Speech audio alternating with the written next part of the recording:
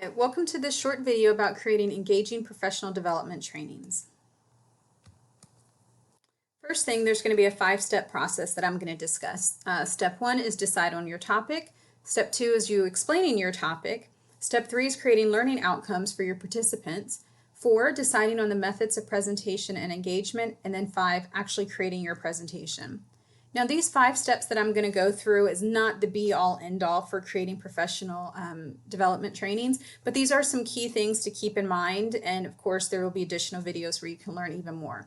But for step 1, decide on your topic. What is your presentation going to be focused on? You need to consider this because you want to make sure that you're staying on focus when you are creating your presentation and when you're actually giving the presentation to the caregivers, the teachers, whoever your audience might be. So again, stay specific. And some possible ways that you can be specific is if you're connecting to the different developmental domains or some of the skills that your audience should have or that they should be developing. That's a way that you can sometimes be very focused. And so deciding on your topic, deciding on the name of your presentation, again, you want to be specific in what you're doing.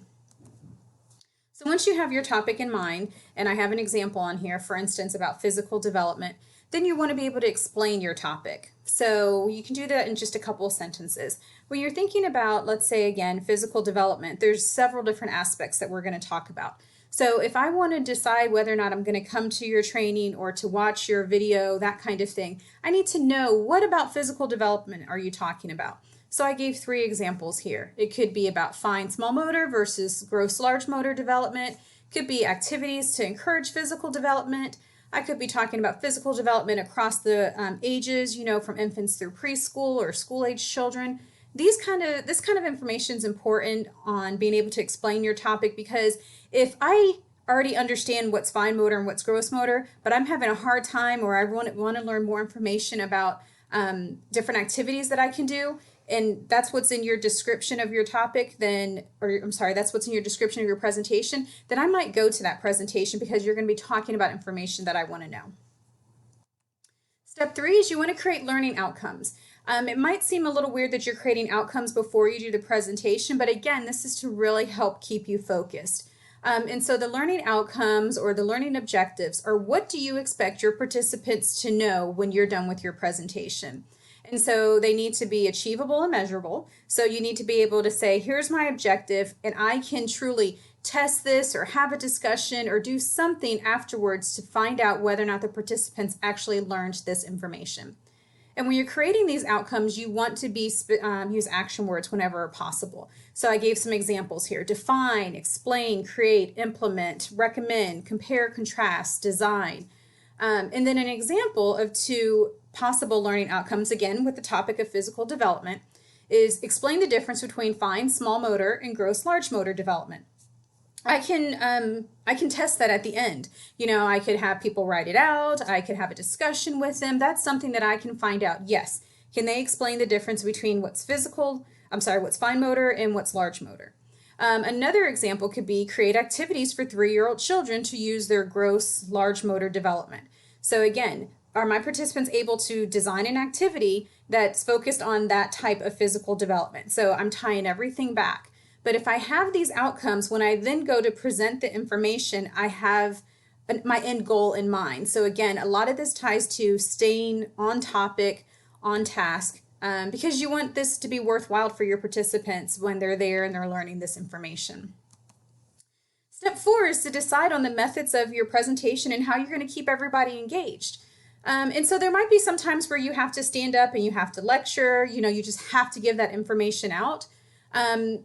Use of PowerPoints and slides can be really helpful because not everybody learns the same way, and so some people might want to be able to see that information that you're talking about. And sometimes you might show a video also. However, if you don't have the participants doing something, then that's considered a non-active engagement technique. Those are okay. You don't always want your presentation to be filled with only that. And then you have active engagement of the participants. So small, large group peer share, that might be turn to the person next to you and, ask a question or explain such and such. Then you might have them talk at the table with the other people that are there. Again, this could also be discussions that you have. You might decide to use scenarios, and then based on these scenarios, ask them, what would you do in this situation? Again, these are active engagement of the participants, and by having multiple ways that you're presenting the information and that you're going to cover the information with the participants, you're targeting in those diverse learners. So somebody who wants to just hear the information or wants to just see it on the, on the big screen or whatever, they might be fine with just the lecture and the PowerPoint. But somebody who has to do it and has to actually participate or has to be able to talk it through with somebody else, then they're going to probably want, the small group or the discussions or even maybe the scenarios. So again, just some different ways that you can think about keeping your participants engaged. Finally, you have to create your actual presentation. And so there's some things to consider, some do's and don'ts when you're creating your presentation. So whenever possible, have visuals. Again, goes back to having those different types of learners. You want to keep the font size large enough that people can see the information. So you might want to consider, where are you giving this presentation? Is it going to be in a small room or a large auditorium? You want to consider that when you're thinking about the font size that you have on your presentations, for instance. And in face-to-face presentations, you want to allow time for questions and discussion whenever feasible. So you can decide if you want to go through all the information and then allow questions, or if you're going to allow questions in between. Maybe you realize that, the information on physical development, there's several different components of it that I'm going to have to cover. So maybe after, part one, where you're talking about just what's large motor, you allow some questions. Then part two, when you're talking about what's fine motor, you allow some questions. Again, you need to figure out what's going to be best based on the information you're presenting and who your target audience is going to be. Some things that you don't want to do is to have too many pictures or too many words on a slide. It becomes very visually overwhelming, and it's sometimes hard to be able to focus on that, and also for the participant to be able to focus on what you, the speaker, is actually saying. You don't want to use fonts that's hard to read, so some of those that are very curly, that might look like cursive writing, that kind of thing. It's really pretty, but on a big screen or even on a small handout, if you give it to somebody, that can be very hard to read sometimes, so you'd want to limit the use of that.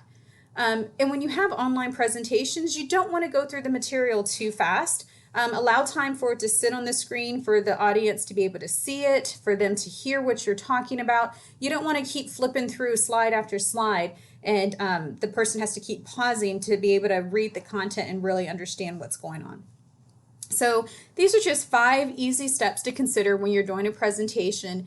Remember that when we're working with adults, we want to be aware of the past background skills that they already know. We want to be cognizant of the fact that they are adults. They come already in with some previous information and knowledge and maybe even experience, and we want to value that information. So if you have any questions, you can always just put it in the comment box, or you can always email us. Have a great day, and thank you for watching.